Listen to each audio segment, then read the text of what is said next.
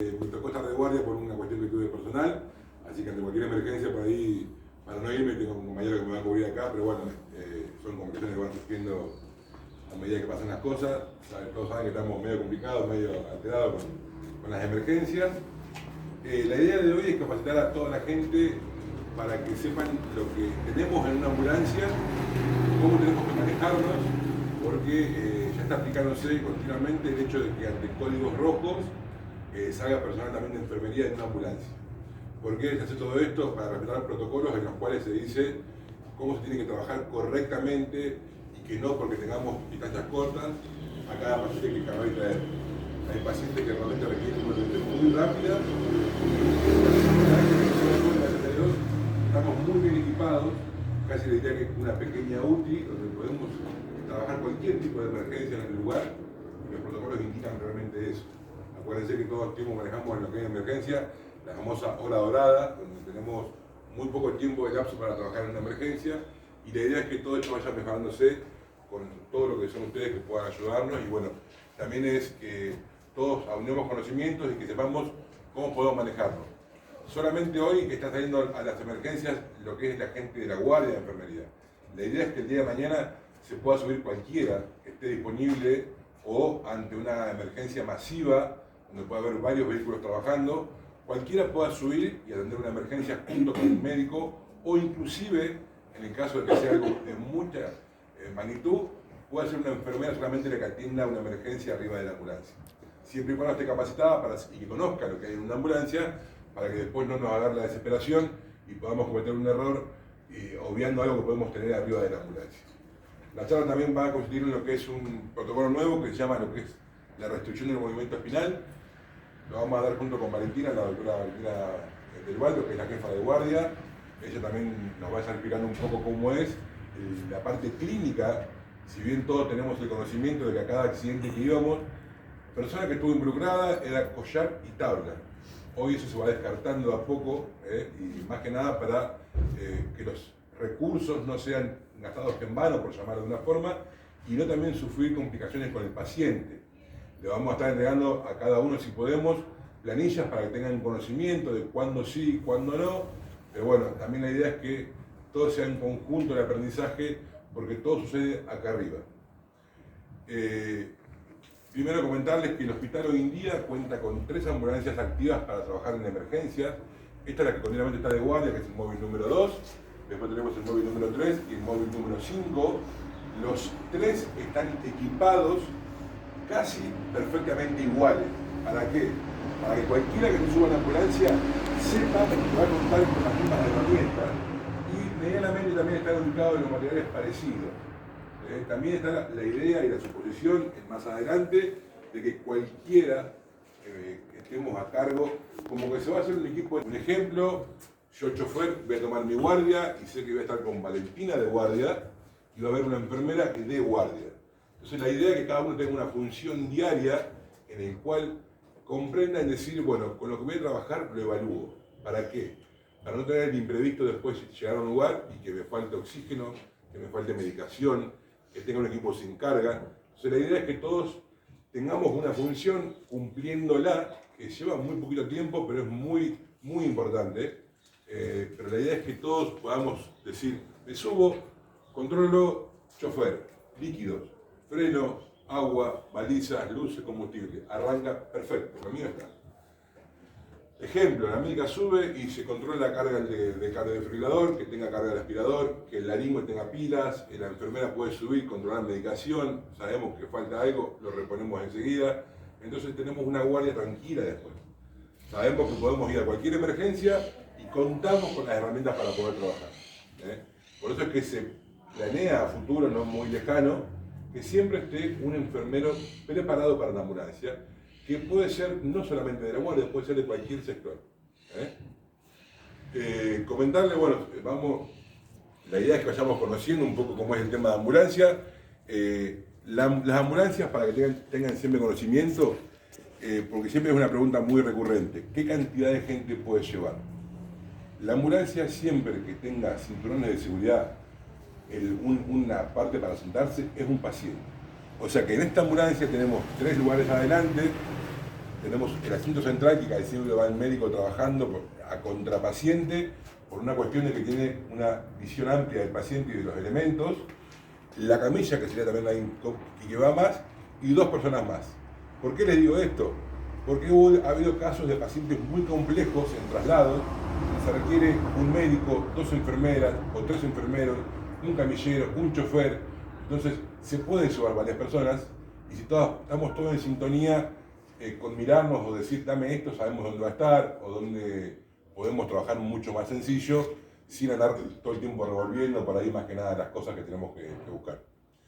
Comentarles que cada ambulancia tiene un bolso de trabajo, que casi siempre es algo así, en el cual acá tenemos lo que es la atención primaria. ¿A qué llamamos atención primaria?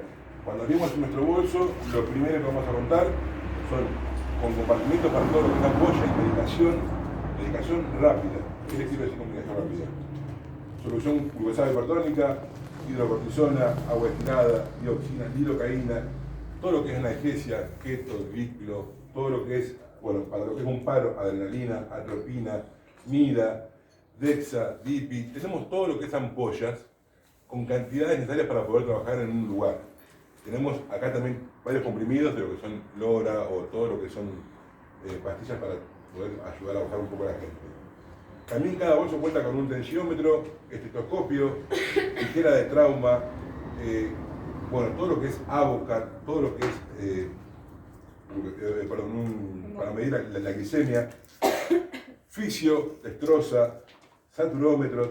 O sea que tenemos en esto el bolso con el cual vamos a trabajar apenas lleguemos a una emergencia, es lo más importante. Estos son los bolsos de atención rápida, para lo que no sería un código rojo, por llamarlo de una forma. ¿Por qué? Porque con este bolso vamos a trabajar en un paciente que requiere una atención, pero que no tiene riesgo de vida urgente. En el caso de lo que siempre se trabaja con códigos rojos es, me bajo este bolso igual me lo bajo siempre este bolso, pero además lo que siempre tengo que bajar, que tenemos siempre en la cabina del conductor, es el DEA.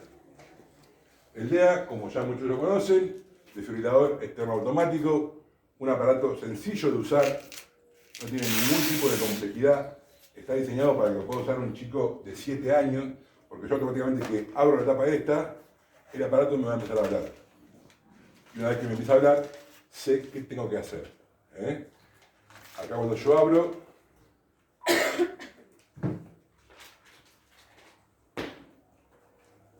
modo adulto. me va a decir qué tengo que hacer. Efectuar llamada de emergencia. Esto, lo que tiene de bueno, me va a decir paso a paso qué tengo yo que hacer. O sea que tenemos ahí una parte importante. Si bien está diseñado para que pueda ser utilizado por un chico de 7 años, también tenemos equipos de mayor complejidad que también se pueden llegar a utilizar y tienen más funciones. Porque de eso acuérdense que ante un código rojo de una parada cardíaca o donde esté el paciente fibrilado, va a trabajar. Pero también tenemos equipos de más complejidad que ahora lo vamos a mostrar. O sea que ante una emergencia médica real, bajamos con el bolso, con el DEA y ahora le voy a mostrar algo más que tengo ahí atrás. Antes no me quiero olvidar de algo también muy importante. Todo este sistema de emergencia funciona como una cadena, donde el primer factor es la comunidad. Educar a la comunidad es muy difícil, porque es un conjunto muy grande de personas en el cual no podemos llegar fijamente para explicarle las cosas. ¿Por qué digo comunidad? Porque la comunidad va a ser la que tiene la emergencia y va a ser la que me va a avisar a mí que tiene la emergencia. Y ahí entra el segundo eslabón, que es la central de emergencias, que para mí es uno de los más importantes. ¿Por qué? Porque ellos me van a decir a mí qué fue lo que pasó, en dónde pasó, qué cantidad de personas le pasaron. Y si yo no tengo esa información bien de entrada, yo corro como loco algo que no sé.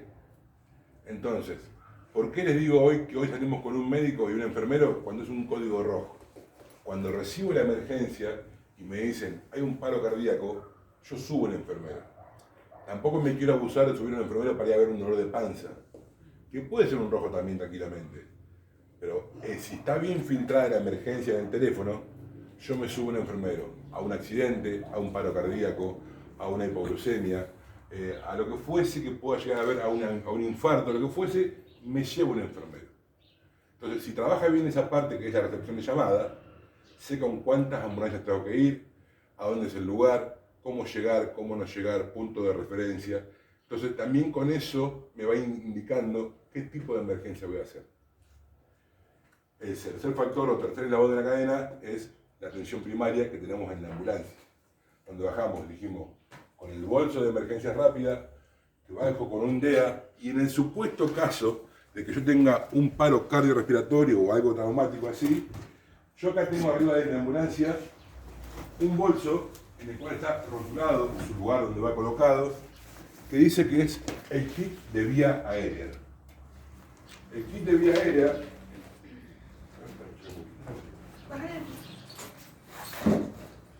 este kit de vía aérea, para que todos sepan y entiendan, también se baja siempre en la primera intervención. Porque acá también lo que yo tengo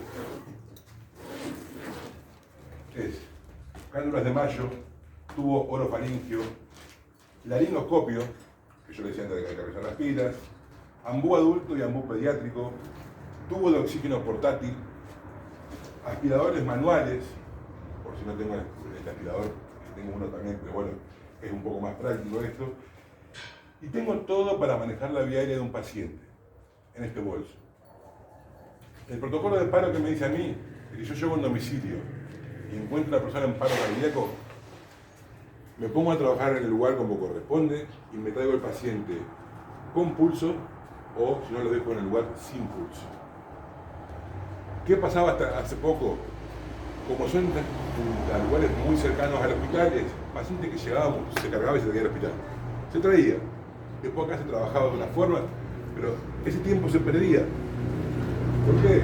Porque el médico viene en la ambulancia masajeando con una mano, se agarra con la otra porque venimos rápido, no puede ambucear, o masajea o ambucea, olvídense de poner una vía. Entonces la idea es que en el lugar trabajemos, el médico se encargue de la vía, el enfermero de colocar el médico se encargue de lo que es la parte respiratoria, el enfermero de una vía y el chofer empieza a masajear. La forma de trabajo en conjunto que muchos han visto la vez pasada cuando se dio la charla con el cardiólogo. Trabajando todos en conjunto, el protocolo dice que lo traemos con pulso y si no pudo salir, lo dejamos en el lugar sin pulso. La idea es cumplir con esos protocolos. ¿Es difícil? Es difícil. Lleva tiempo implementarlo. Entendemos que acá en Roja todos nos conocemos y si tener a alguien en una casa de domicilio con una persona sin vida, nos van a decir, llévenselo, por favor. Como que quieren que, o pueden llegar a creer, de que en el hospital vamos a hacer más que en el lugar. Y la verdad que en el lugar, si trabajamos como corresponde, vamos a hacer lo mismo. Por ahí con muy poquitas cosas menos, pero vamos a trabajar y la idea es sacarlo de ese momento. Traerlo con pulso. Si el tipo está fibrilado, con la descarga le vamos a sacar de la fibrilación. Si el tipo está en esa historia, la idea es traerlo con pulso para acá. Entonces tenemos todos los equipos con lo que sería DEA, atención primaria, muy primaria, equipo de lo que es de vía aérea, completo, muy completo. Acá les puedo asegurar que no falta nada para lo que es atención de vía aérea. Después a mí le vamos a mostrar lo que son los... ¿Alguien conoce los tubos estos? ¿No tenés acá llave de acá, Emma? Yo pública, bueno, en un domicilio es bastante complejo. ¿Por qué? Porque el laringo, ya todos lo conocen, o la mayoría, por ahí la forma de manejo en sí, acuérdense, les pongo una pala para que entiendan más o menos cómo puede ser el trabajo. La forma de trabajar con el laringo, acuérdense que es trabajando con el paciente, yo, la cabeza que apunta hacia mí, trabajando. ¿Qué quiere decir esto siempre? El lugar para trabajar más cómodo con un paciente en paro, ¿dónde es? Piso. En el piso. Imagínense un médico en un piso tratando de intubar a un paciente, donde el médico tiene que ver la vía para poder llegar y poner un tubo. Entonces, esto por ahí es una complicación. Si tuviéramos al paciente en un lugar firme, como si fuese arriba de una mesa, es mucho más cómodo para el médico. Entonces tenemos esto. Esto, como ustedes lo ven, es un acceso a vía respiratoria que si bien tiene una duración de aproximadamente 4 horas para que sea permeable, es una colocación muy fácil. Es como si tuviéramos una cándula de mayo, en el cual entramos por la boca del paciente, una vez que yo tope, inflo el balón y ya me quedó una vía permeable. Este tubo, aunque ustedes no lo crean, es muy rápido de acceso y nos permite una muy buena ventilación. Esto también tenemos en cada ambulancia, acá lo ven, para poder trabajar con pacientes y tener una vía aérea segura, permeable. Para no trabajar con lo que fuese un laringo, que es un poco más complejo. Entonces, con esto ya colocado, tenemos vía aérea permeable. Y después, también yo les decía hoy, que contamos con los cardiodesfibriladores. Cada ambulancia tiene uno de estos, que ya es más complejidad, pero también no es tan difícil el acceso para trabajar. Estos equipos tienen un selector que automáticamente yo lo puedo poner. Tiene modo DEA, pero no tenemos los parches, pues se agotaron. Y lo puedo poner en modo monitor. Acuérdense lo que hicieron la vez pasada en la charla también, que es fundamental, antes que nada, el paciente saber qué tiene. Si está fibrilado, si tiene un ritmo desfibrilable o no desfibrilable. Entonces, con el monitor, con los cables, yo sé que tiene el paciente para trabajar. Y si no, ya lo pongo en modo paletas. Elijo la potencia de este equipo y acuérdense, sacando las paletas, hago la carga, la descarga. Estos equipos también tienen la posibilidad de, sacando las palas y poniéndolo en monitor, seleccionando acá donde tengo todos los ritmos, en modo pala, yo puedo censar al paciente y ver cuál es el ritmo que tiene cardíaco. Es una forma que tenemos de trabajar que es mucho más cómoda y a su vez nos permite también darle una mayor atención al paciente para que poder trabajar con un equipo mucho más completo. Este equipo, a diferencia de este otro rojo, al tener el paciente con monitor, me permite poder movilizarlo al paciente y va a haber un ritmo más seguro que lo que puede llegar a dar un DEA. Para todo lo que es atención, el código rojo de paro cardíaco, de fibrilaciones, asistolias, infarto también, porque también lo podemos monitorizar. Pero después la ambulancia también trabaja en muchas cuestiones que son atenciones, como ustedes verán, en accidentes de tránsito, podemos trabajar en un parto, podemos trabajar en heridas cortopulsantes, podemos trabajar en mucho, es muy amplio el abanico de emergencia que podemos llegar a tener.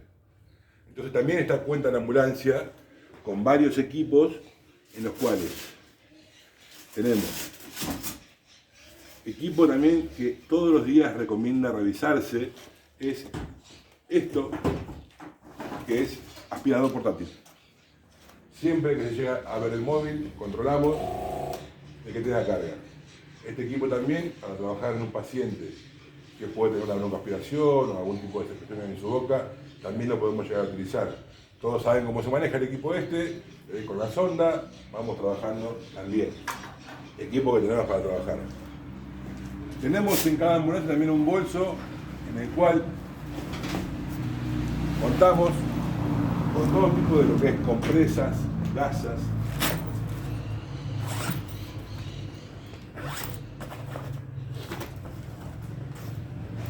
Acá tenemos un kit de férulas inflables. Si bien ya están un poco en desuso las férulas inflables por el tema de que están guardadas, se pegan, se van quebrajando y cuando las vamos a inflar posiblemente tenga una pérdida, también tenemos un kit, tenemos solución fisiológica, vendas, bueno, equipos B14, tenemos jeringas. Acá tenemos todo lo que sea apósitos, todo lo que es, bueno, vendas, gasas, todo lo que es para atención. También más jeringas, todo lo que es para cualquier tipo de atención. ¿Por qué digo todo esto? Acá también tienen todos apósitos estériles, porque ante cualquier emergencia, de un accidente, de un sangrado o por el estilo, queremos buscar, entonces siempre en los bolsos más grandes donde tenemos lo que es atención de cuando tenemos una hemorragia o algo por el estilo. Date de favor,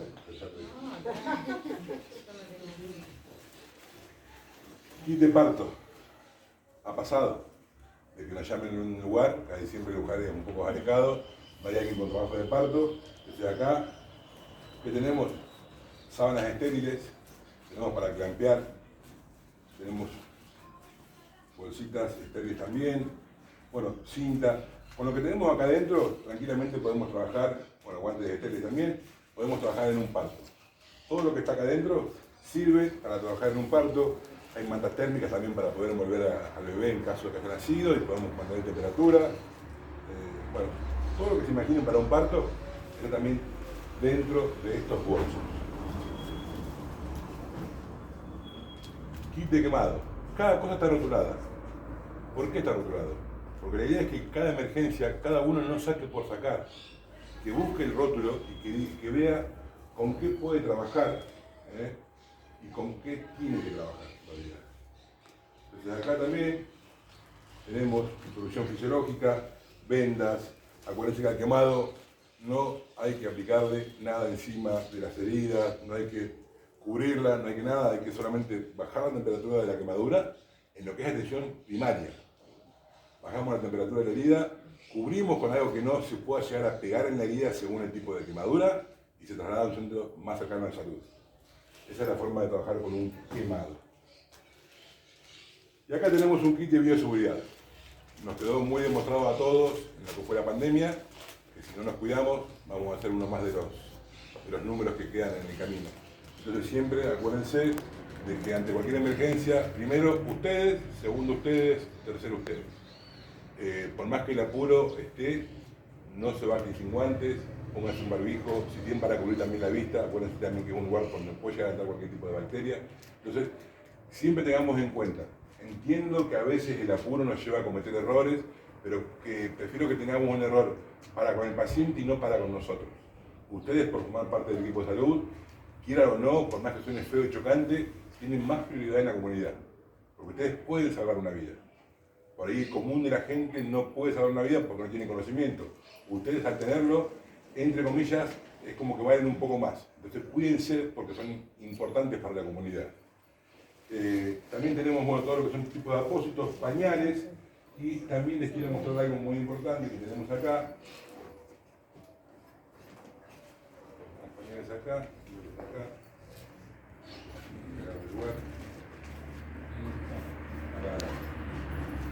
Bueno, y acá también tenemos el famoso torniquete. No sé si todos lo han visto el torniquete, lo conocen, la forma de trabajar el torniquete. Acuérdense que ante cualquier hemorragia exsanguinante, y según en extremidades, casi siempre es la única forma de colocarlo, se está recomendado el torniquete. Y que una vez que se coloca, el torniquete se quita en el hospital.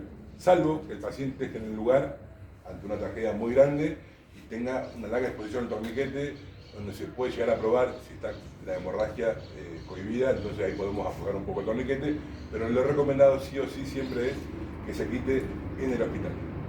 Esa es la forma de trabajar con un torniquete.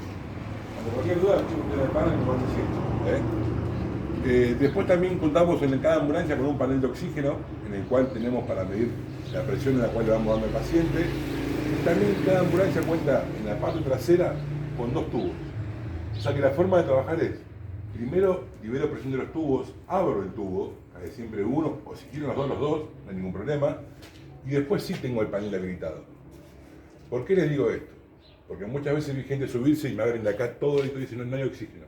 No, el oxígeno está en los tubos, no hay. Ese es el panel en el cual maneja todo el oxígeno que tenemos acá dentro de la ambulancia. Siempre los tubos detrás, donde va en los pies del paciente, ahí abro presión del tubo y ahí sí puedo manejar lo que sería el panel de acá mismo. Cada ambulancia también siempre cuenta en los anaqueles. Después también tenemos, parecido a lo que tenemos en el bolso rojo, un kit de parto y de quemados. Es similar, acá está un poco más sueltito por llamarlo de una forma, pero no es muy diferente a lo que tenemos aquí dentro para poder trabajar. Bolso azul, quemados y partos, bolso rojo, emergencia, vía aérea. Después también contamos en cada ambulancia con esto, que es, por más que lo veamos tan fácil, algo sencillo, es de vital importancia, y que es una lona para transportar pacientes. ¿Por qué?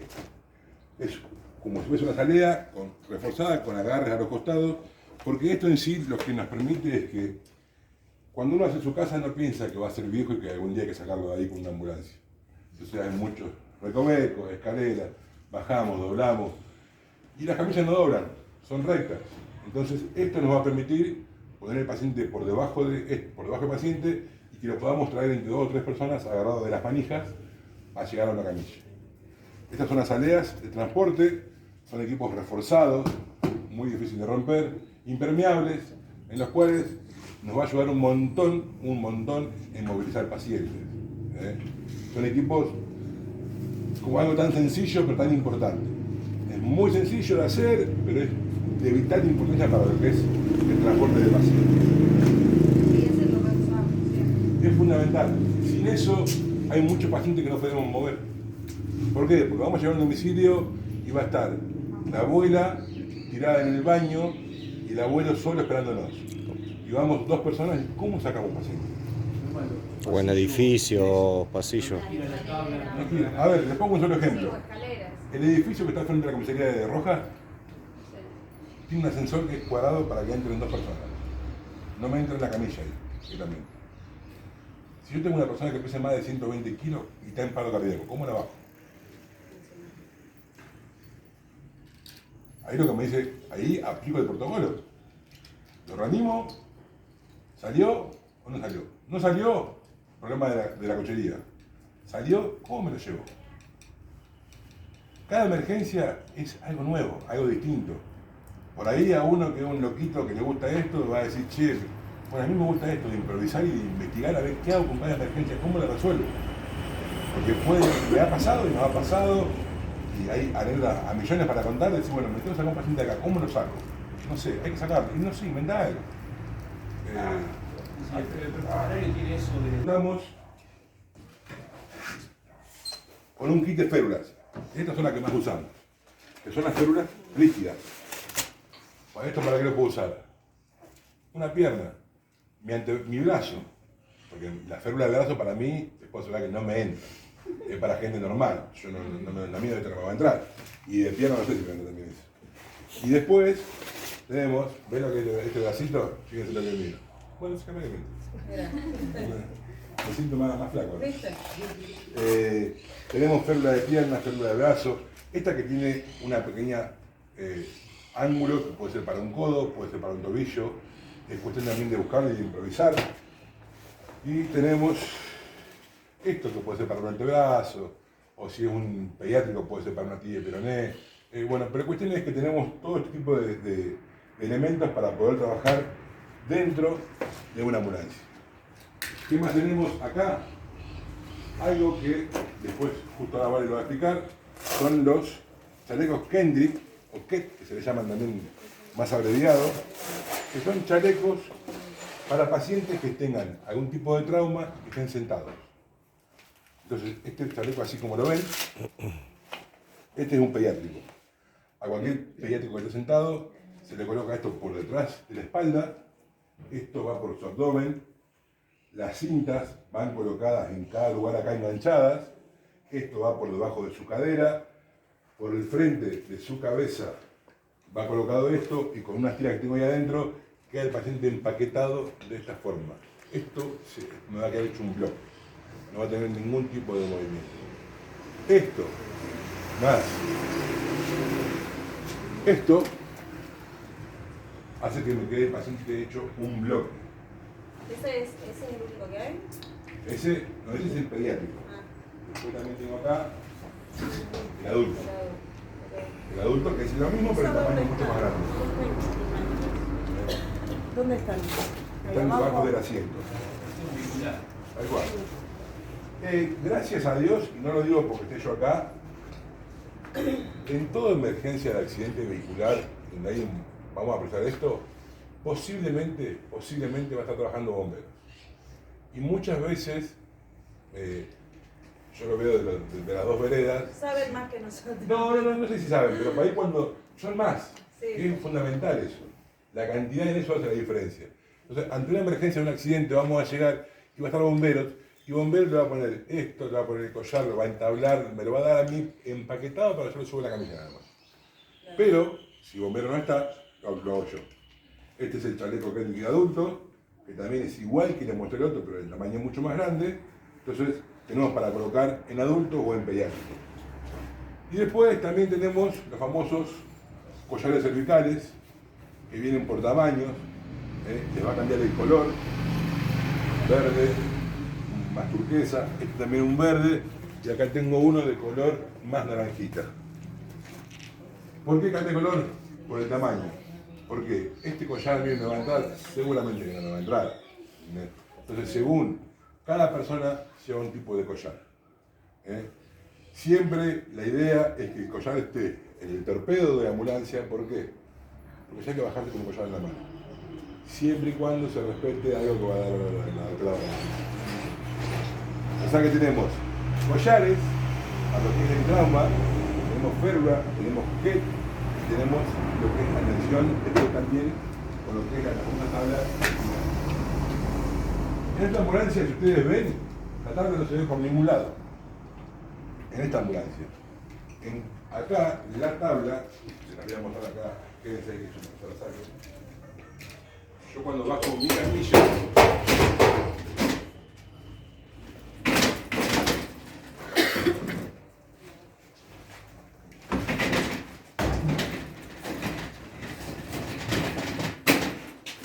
esta es mi camilla espinal,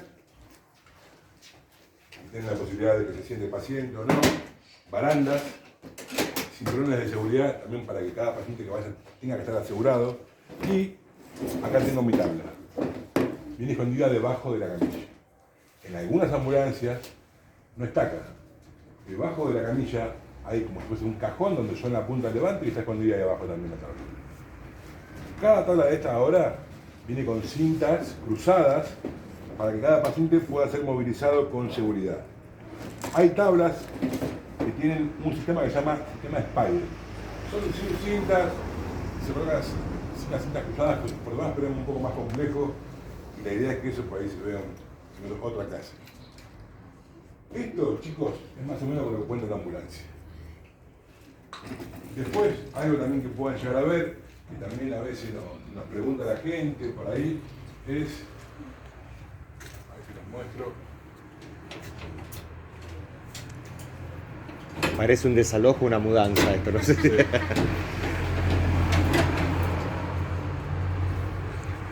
Es la silla de ruedas que llevamos en la ambulancia. Silla portátil, plegable, es de fácil acceso, porque yo hago esto y la tengo armada. Ruedas chicas, y a su vez también tengo esto que me ayuda un montón, que son los mangos. ¿Para qué?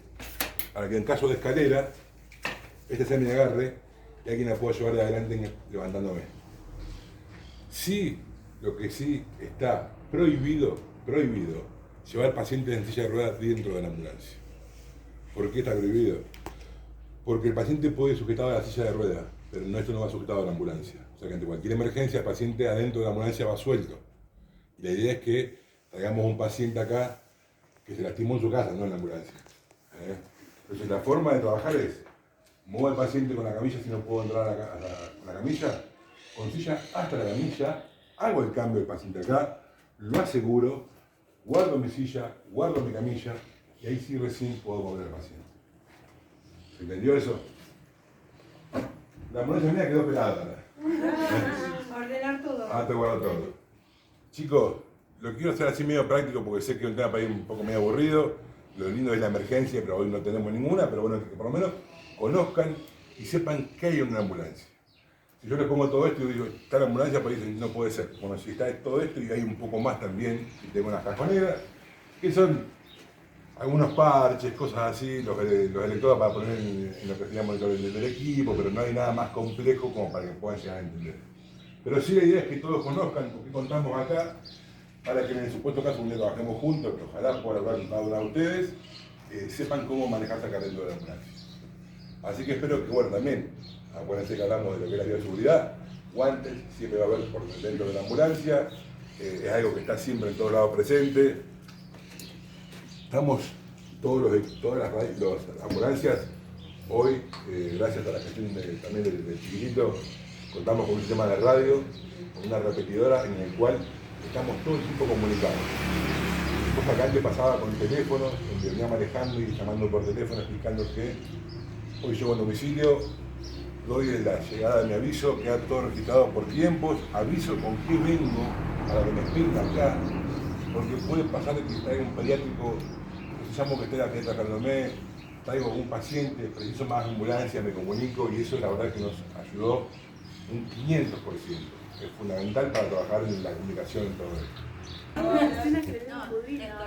yo soy Valentina del Valle, soy médica de guardia, soy médica generalista y acá trabajo en la parte de emergencia. Lo que queríamos traer con Martín era un poco la actualización respecto a la conocida inmovilización de las personas con traumatismo. Originalmente se hablaba de inmovilización, que es empaquetar al paciente para poder trasladarlo al hospital, ¿no? La inmovilización se reemplaza por la palabra restricción del movimiento, porque se sabe que por más que nosotros empaquetemos al paciente, no va a estar 100% inmovilizado, ¿digamos?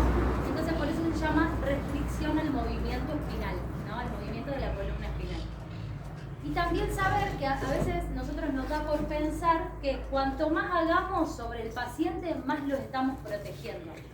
Pero también hay que saber que hacer de menos está mal, pero hacer de más también puede generar algún evento adverso en los pacientes. Y esto es lo que pasa con el collar cervical, con la tabla espinal, cuando la utilizamos en aquellos pacientes que no necesitan. Como decía Martín, estamos acostumbrados a que hay un accidente en vía pública, vamos, collar, tabla, la banda, lo subimos, lo traemos y acá en el hospital lo empezamos a revisar. ¿Estamos? Pero se ha visto varios efectos adversos, entonces tenemos que ir al lugar, ver lo que tiene el paciente, evaluarlo y ahí ver si realmente necesita esa inmovilización. Y a veces la propia inmovilización del paciente lo va a ir guiando. Si el paciente le duele el cuello, se va a quedar con el cuello quieto. Si el paciente le duele una pierna, se va a quedar con la pierna quieta. Entonces también entender que el paciente por sí mismo se va a cuidar. La inmovilización, ¿para qué sirve? Si alguien se imagina para qué sirve. Para evitar más lesiones. Exacto, para evitar más lesiones. Si nosotros tenemos un traumatismo, una fractura en las vértebras de la columna, la fractura por sí sola no hace nada, pero si se mueve y aprieta la médula espinal, eso va a causar lesiones secundarias. Entonces, ahí ya del pantallazo grande de fracturas, ya nos habla que solo tenemos que inmovilizar las que sospechamos que son inestables. ¿Estamos? Y por otro lado, también las estadísticas nos ayudan a entender que de todos los pacientes traumatizados, del 100%, solo del 2 al 4% tienen traumatismos de columna vertebral. Es re poquito, 2 al 4%. Fíjense que nosotros inmovilizamos a todos. De ese 2 a 4%, en la mitad, el 50%, van a tener traumatismos en la columna cervical, ¿no? Pero solo el 20% de esos son los que tienen fracturas inestables. Entonces, el porcentaje es mínimo. Entonces, con más razón, tenemos más tiempo de pensar y ver si realmente necesita la inmovilización ese paciente. Otra cosa, entender que si nosotros, por ejemplo, sospechamos de una lesión cervical, con el cuellito solo no vamos a inmovilizar la columna cervical en su totalidad, porque la parte de más arriba va a tener un poco de movimiento y la parte de más abajo con los hombros también va a tener un poco de movimiento. Entonces, si sospechamos realmente una lesión que se puede desplazar y necesitamos inmovilizar de la columna cervical, tenemos que inmovilizar todo el paciente con el cuello, los laterales y la tabla espinal. ¿Estamos? Y por otro lado, también entender que las lesiones que son las más graves, que son las de fracturas desplazadas, las peores, ya cuando lleguemos, ya el daño está hecho y nosotros no vamos a hacer mucho más por movilizar al paciente. Esto no quiere decir que no lo tengamos que movilizar, pero también entender que el daño extremo ya está hecho y que las que son estables no vamos a generar ningún daño también trayéndolos al hospital sin la inmovilización. ¿Estamos? Cuando hablamos de la inmovilización, hablamos del collar cervical. ¿Estamos? Que ahí, como mostraba Martín, hay de diferentes tamaños. El collar lo que puede generar como evento adverso es que, por uno, el más importante es generar el dolor. No sé si los enfermeros también y los médicos están recansados de ¿cuándo me van a sacar esto? ¿Cuándo me van a doy mano? Y nosotros lo traemos al paciente pobre con la tabla y el collar, y eso le genera dolor. Y el dolor, para nosotros, cuando lo revisamos, es el síntoma cardinal, es el síntoma índice, porque cuando nosotros vamos a ver a un paciente que está golpeado, ¿qué le preguntamos? ¿Qué te duele?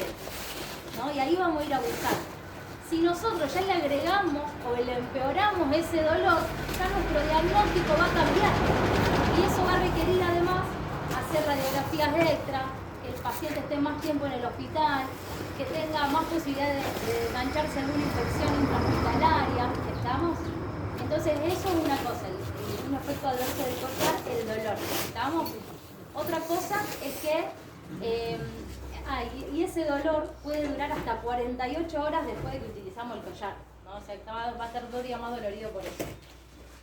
Otra cosa también que nos va a impedir, si tenemos que manejar vía aérea, como mostraba Martín hoy, o una máscara laringia o el tubo, el paciente no puede abrir mucho la boca con el collar. Entonces, si necesitamos manejar vía aérea con el collar, va a estar mucho más complicado.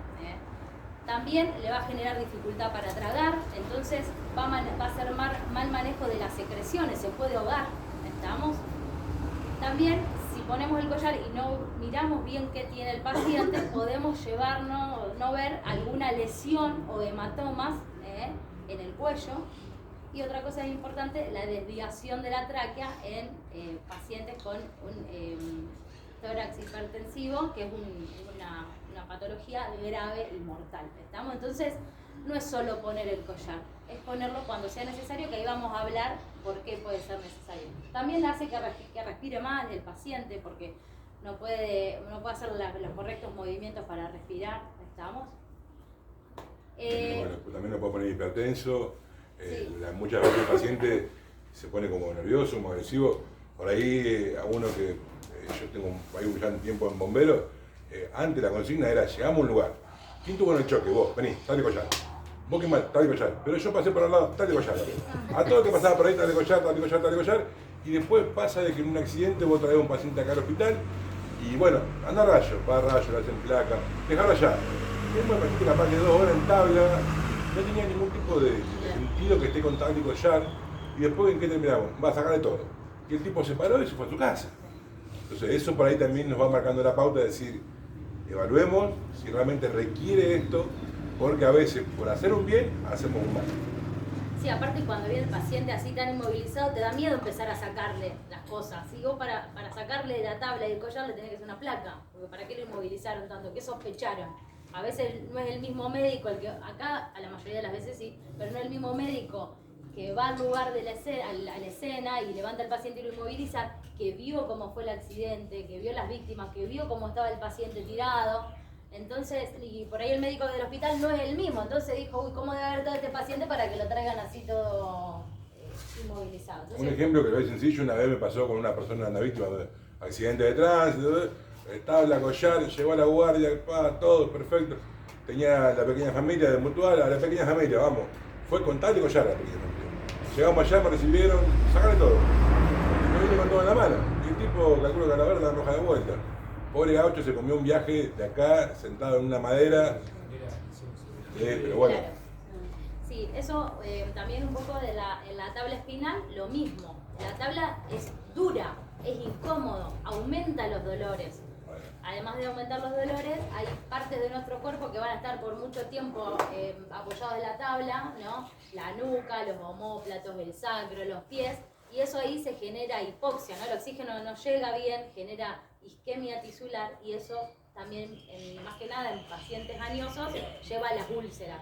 Parece una soncera, pero a veces los pacientes están horas con la tabla del collar, horas. Porque la guardia es un quilombo, porque hay que hacer cola para hacer placa, porque hay otras emergencias y el paciente se pasa horas con esa inmovilización. Entonces también eso, las úlceras, los dolores, también son efectos adversos de la inmovilización. Otra cosita en cuanto al collar y las heridas penetrantes, ¿no? Los traumas penetrantes. Lo ideal, lo que dicen las nuevas guías, es que cuando hay una lesión penetrante, no hay que inmovilizar al paciente, ya sea en la parte del cuello o en otra parte del cuerpo. No hay que inmovilizar al paciente porque tapamos, si es cervical, tapamos el lugar de la hemorragia, no vemos bien y además le generamos más dolor, le generamos dificultad para respirar. Entonces no hay que inmovilizar a los pacientes en los traumas penetrantes. ¿Estamos? Otro apartado especial para las personas añosas, más de 65 años. Hay algunas reglas que dicen directamente más de 65 años se inmoviliza si el paciente, se le pone tabla, se le pone collar. Las pacientes añosos ya tienen algunas enfermedades degenerativas de por sí y ya tienen una anatomía que a ellos le permiten movilizarse, le permiten caminar, le permiten no tener dolor. Si nosotros a una persona que tiene una joroba le ponemos un cuello y una tabla, va a quedar así, lo rompemos todo. Le va a generar más dolor y las fracturas que estaban estables se pueden convertir en inestables en esas pacientes añosos con trastornos degenerativos. ¿Estamos? Los niños, no hay tampoco mucha evidencia para el uso de collar en niños, salvo en niños que hayan tenido traumatismos por zambullida, o que veamos que tiene un movimiento que no puede mover el cuello, una tortícolis, o que tiene que genera mucho dolor el movimiento del cuello. Solo cuestiones particulares o que sea un accidente automovilístico grave, bueno, ahí sí vamos a inmovilizar, pero tampoco para el niño no hay mucho que hacer con la inmovilización. ¿Estamos? Acá vamos a repartir esto para que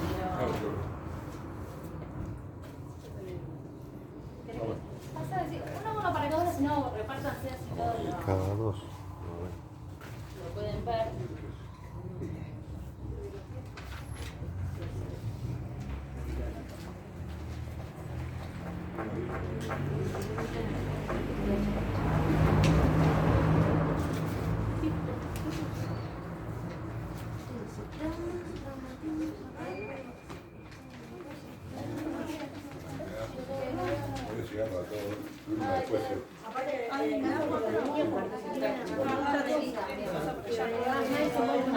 Pero bueno, si lo necesitamos inmovilizar, queda dos, por ahí con Marta Cero para ir leyendo más o menos.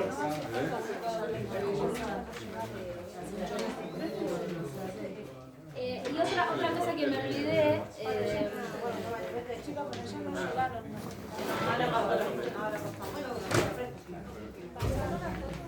otra cosa de la tabla que también nosotros lo usamos mucho porque andar en la ambulancia y trasladar al paciente es mucho más fácil hacerlo en la tabla porque la agarramos entre dos y la llevamos, ¿estamos?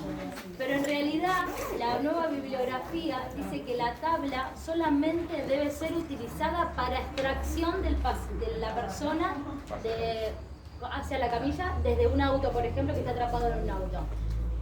Cuando la llevamos a la camilla de la ambulancia, la sacamos de la tabla. La verdad que el paciente, mientras esté en un lugar como si fuese una camilla, que es un poquito rígida, o en el shock room, eso ya le va a resguardar su columna vertebral, ¿estamos? Y si está con dolor no va a estar haciendo, salvo que el paciente esté excitado, bueno, eso sí. Pero si no, la tabla solamente es un elemento que se utiliza para extraer a la víctima y llevarla. No sirve para traslado, ¿no? Nosotros deberíamos llegar al hospital con el paciente arriba de la camilla. ¿Estamos? Lo que pasa es que después cuando la bajamos es más fácil después pasarla de la ambulancia de la camilla de la ambulancia a la camilla del shock con la tabla es mucho más fácil, ¿estamos? Pero bueno, el beneficio que tenemos acá en Roja, pero no por eso nos tenemos que tomarlo como algo de hacer siempre, el beneficio que la mayoría de las veces son distancias cortas, entonces a veces nos agiliza a nosotros el trabajo. Pero la realidad es que en la sala de transitoria vieron que siempre están los politraumas con las tablas abajo, eso no tiene que existir. Tiene que estar hasta 5 collares sin tabla, porque ya tendría que estar revisado completamente el paciente. ¿Estamos? Bueno, ahí lo que repartimos es más o menos un resumen de esto que yo les estoy contando. consenso intersocietario en donde participaron las asociaciones de emergencia prehospitalaria, el ACLS, el PHTLS, bueno, y hicieron un consenso, este es el resumen del consenso, y más o menos ese es el algoritmo en que nosotros vamos a utilizar para cada vez que llegamos y vemos a una persona, a una víctima por traumatismo. ¿Estamos? Lo que primero tenemos que hacer cuando llegamos a un lugar que hay un accidente, ¿qué es lo primero que tenemos que hacer? Antes de bajar de la ambulancia, antes de acercarnos al paciente, tenemos que ver que la escena sea segura. Nosotros, como decía Martín, no tenemos que ser otras víctimas, es lo primero que nos tenemos que resguardar. Una vez que vemos al paciente, esto vamos a ir haciéndolo todo al mismo momento. Pará. Cuando vemos al paciente, lo primero que vemos es si está consciente o inconsciente, ¿no? Y después vamos a evaluar el ABC, ¿estamos? Después no, se informa simultáneo. Todo paciente inconsciente se le coloca collar cervical, porque no podemos evaluar si le duele, si no le duele, estamos, todo paciente inconsciente se le coloca. Paciente que está consciente, hacemos el ABC, vía aérea, cómo ventila, el control de las hemorragias, ¿estamos? Si alguna de esas está alterada, AB2 está alterada, se habla que es un paciente crítico, ¿no? Entonces lo que tenemos que hacer, no pensar en la columna cervical, sino estabilizar al paciente porque se nos va a morir, ¿estamos? En ese momento, lo único que podemos hacer con la columna cervical para resguardarla es alinearla manualmente, ¿no? La alineamos manualmente y nos encargamos de la vía aérea, de la sangre, de las hemorragias y estabilizamos al paciente, ¿estamos? Una vez que estabilizamos al paciente, vemos si se encuentra si tiene traumas con heridas penetrantes o no penetrantes. Eso es todo lo que dice el algoritmo que pasé recién. Si tiene heridas penetrantes, no se inmoviliza porque nos va a impedir evaluar al paciente. Si le ponemos el collar, no podemos evaluar pulso, no podemos ver lesiones. La tabla nos pasa siempre, nos ha pasado a todos, que cuando llega el paciente con la tabla, nunca le vemos la espalda. El paciente como si fuese esto nada más. Como que la parte de atrás no existe y nos hemos comido heridas de arma blanca, heridas de arma de fuego, ¿no? Entonces, la tabla un poco hace eso. Ay, no lo movemos y eso implica no evaluar al paciente de la parte de atrás, ¿no? Un segundo. Sí. Por ahí, en la forma de inmovilizar a los pacientes que tenemos, para poder colocar tablas penales en el caso que haga falta, siempre acuérdense que es rolando al paciente. Una vez que lo rolemos, también se le puede dar tiempo al médico de que chequee algún tipo de lesión. Por ahí muchas veces no permite porque está de noche, oscuro, llueve o no hay buena visibilidad, pero también es un momento para que el médico pueda llegar a ver, porque también hay forma que se llama levantar en bloque, en el cual nos ponemos por encima, levantamos 5 centímetros, entra la tabla y ahí sí nadie vio que tiene en la espalda el paciente. Y también es lo que dice ella, de que a veces te podés comer cualquiera de las que esté en la espalda porque nunca la vimos. Puede tener una herida y pasar a por atrás. Tal cual. Sí, por eso. Sí. Las escalas, los viejitos siempre O las el otro compran. día que hubo un incendio y está inconsciente, a lo mejor por inhalar humo y uno cree que no sé por qué pasó en algún lado. Claro, también no. Claro, por ahí puede estar inconsciente, no por el humo, sino por algún trauma que haya tenido y sí, tal cual. Bueno, entonces las heridas penetrantes las inmovilizamos todas, las heridas con los traumas contusos, si el paciente está consciente, vamos a evaluar algunas cositas para ver si lo inmovilizamos o no. ¿Estamos? ¿Cuándo vamos a inmovilizar? Si el paciente tiene un Glasgow menor a 14, ¿no? Eso ya es una pauta para ir pensando que probablemente necesite inmovilizarse. ¿Estamos? Si está orientado pero está alcoholizado bajo consumo de alguna sustancia, también, bueno, lo vamos a poner el collar, lo vamos a inmovilizar porque hay cosas que no nos va a saber decir. Si tiene dolor en el cuello, sin que nosotros lo toquemos, si ya dice que tiene dolor en el cuello, bueno, ahí tenemos que pensar que probablemente haya alguna lesión a nivel cervical, ¿estamos? Si el paciente dice que no le duele, pero le tocamos la columna cervical y tiene dolor en la línea media, tocándole desde acá arriba, desde el occipital hasta acá, que es el comienzo del tórax, ahí también vamos a pensar que puede haber alguna lesión y que va a necesitar inmovilizarse. ¿Estamos? Bueno, si hay algún signo neurológico, como que no puede mover una pierna, o no siente el dolor, no tiene sensibilidad, lo que sea neurológico, también vamos a pensar en la inmovilización. ¿Estamos? Y si vemos que no puede rotar la cabeza o que la rotación le genera dolor, también lo vamos a inmovilizar.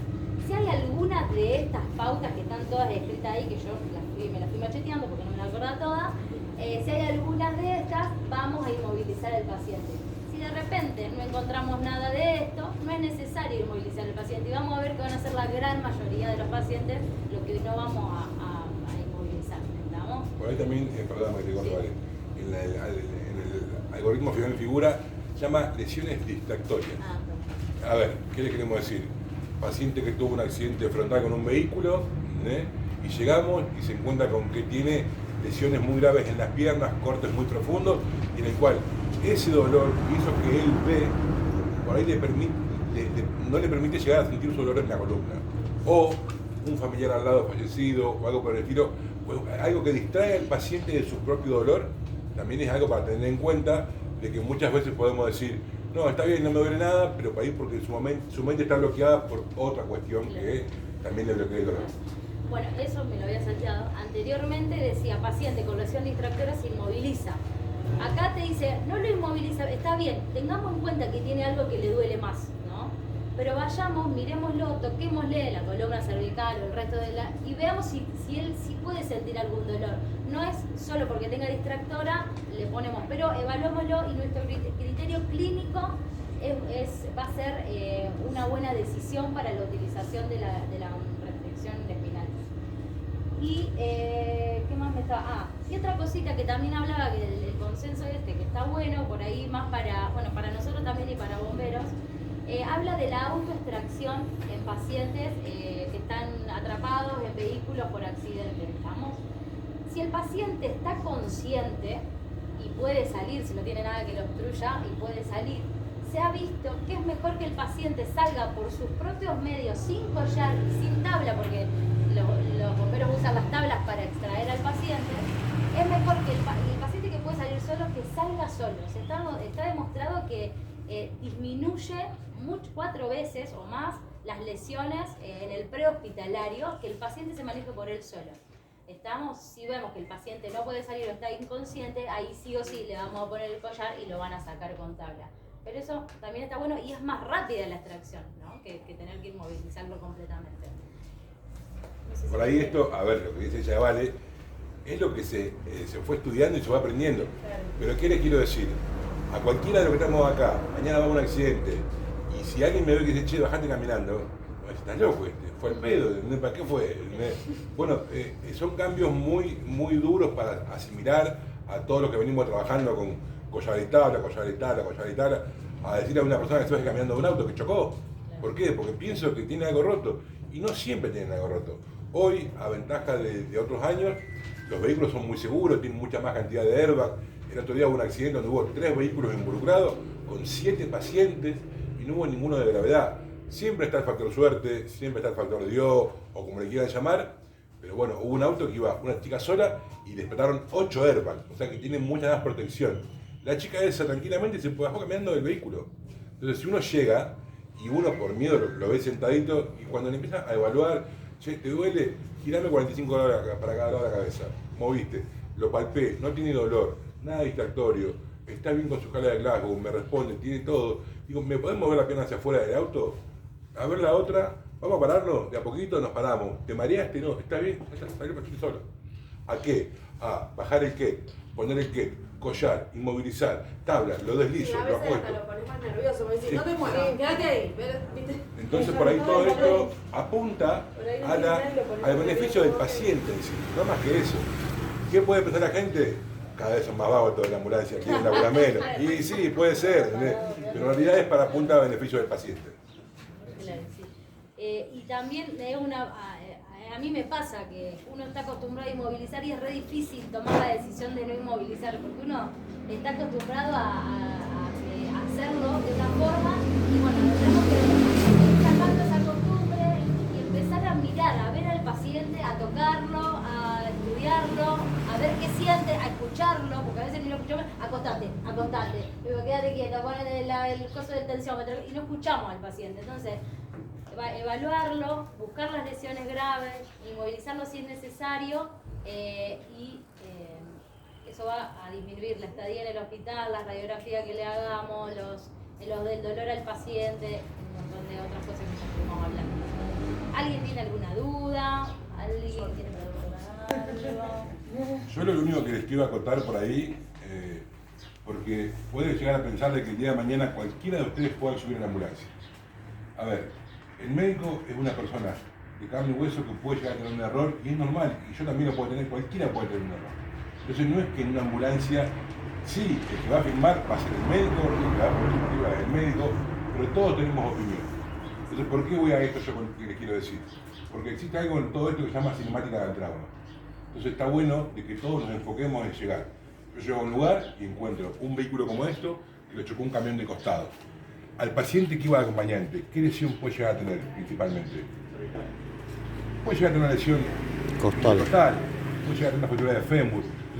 Entonces por ahí, que todo eso que vayamos viendo y aprendiendo un poquito más de conocimiento, a ver, ¿iba con cinturón? No, iba suelto, volcó, lo expulsó el vehículo, tuvo un choque de frente, ¿qué lesión puede tener? Puede tener las piernas, iba sin cinturón, se golpeó la cabeza con el parabrisas. Entonces todo eso que se le aporte al médico que es el que va a cargo del servicio, también le va a dar mucha información. Y la información acá es vital. Entonces, la cinemática del trauma en cualquier evento es vital.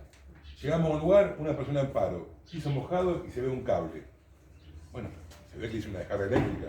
Entonces sabemos cómo trabajar, cómo manejarnos, qué hacer, qué no hacer, la seguridad de la escena. Entonces siempre está bueno de que todo el que vaya arriba de la ambulancia tenga opinión. No es que porque yo soy chofer, yo me callo la boca, que laburen ellos. Sí, forma parte de trabajar en equipo. Exactamente. Porque yo no me puedo dar cuenta, por ahí estoy pensando en el que esté inconsciente y capaz que no me di cuenta de que hice una descarga. Hay muchas veces que se llama que uno hace efecto túnel. Claro, Llego a un lugar y veo, a ver, la emergencia pasa esto. Llego a un lugar y veo un choque frontal y una persona decapitada. Y me enfoco ahí y digo, qué tremendo todo esto. Y no veo que allá hay un tipo caminando, que capaz que iba también en ese vehículo, y como que, bueno, no, pero mirá que acá, no sé qué. Entonces para ahí es ampliar la visión, hacer una evaluación de todo lo que veo, la cinemática del trauma, evaluar qué pasó, qué pudo haber pasado, y en base a eso voy a tener paciente con posibles cuestiones que puede llegar a tener según lo que pasó. Y todo esto colabora en que todos los que estemos acá arriba laburemos en una cosa y es todos información, la compartimos, opinamos, decimos, che, ¿cómo hago? ¿Cómo podemos hacer? Todas son válidas las opiniones. O sea, que el que está acá arriba el día de mañana, hable, no tengan miedo, no tengan vergüenza, equivocarnos, todos nos equivocamos. Y si digo algo que está fuera de lugar, no me parece, vamos a probar otra cosa. Pero no nos quedemos con decir, che, si yo hubiera dicho esto, hubiéramos hecho aquello. Siempre está bueno que todos laburemos en conjunto. Sí, aparte después los que estamos en la escena tenemos que transmitir todo el mensaje al equipo de enfermeros, médicos, camilleros que están en el hospital. Entonces ahí vamos a ir comunicando, bueno, tuve un accidente colectivo auto, no es lo mismo colectivo auto que bici, ¿no? No es lo mismo un accidente donde hubo víctimas fatales que donde no hay víctimas fatales. Entonces todo lo que nosotros veamos, también esa información va a ser útil para todo el equipo que va a estar esperándonos en el hospital. O tal vez lo encontramos consciente. Bueno, ¿se aburrieron un poco?